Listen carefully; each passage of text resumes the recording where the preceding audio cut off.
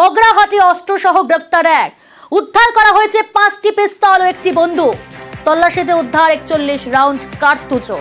পুলিশের জালে অস্ত্র কারবারি, ধৃতের বাড়িতে পুলিশের তল্লাশি। মগরাহাটি অস্ত্রসহ গ্রেফতার এক। টেলিফোন লাইনে রয়েছে প্রতিনিধি আনিস উদ্দিন। আনিস উদ্দিন, কখন এই তল্লাশি অভিযান চালানো হলো, কি কি উদ্ধার করা হয়েছে, কোথা থেকে গ্রেফতার করা হলো এই ব্যক্তিকে?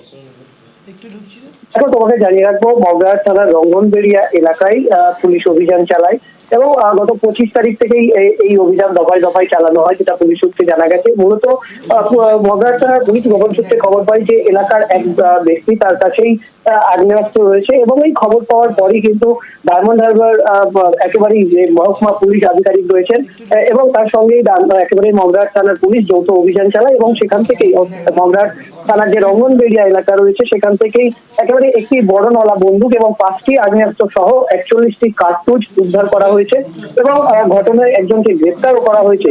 মূলত আজ অর্থাৎ ডায়মন্ড হারবার অতিরিক্ত পুলিশ সুপার জোনাল মিতুল দে তিনি জানিয়েছেন মূলত যে এই ঘটনায় যে ব্যক্তিকে গ্রেফতার করা হয়েছে তিনি কিন্তু এর আগেও তার সঙ্গে অপরাধের যোগ রয়েছে এবং তিনি দীর্ঘদিন জেলে ছিলেন এবং এর পরবর্তী সময় তিনি যখন বের হন এবং পুলিশের কাছে খবর আসে যে ওই এলাকায় এক ব্যক্তির কাছে আগ্নেয়াস্ত্র রয়েছে এবং তারপরেই অভিযান চালানো হয় এবং সেখান থেকে এই বিপুল পরিমাণের অস্ত্র উদ্ধার হয়।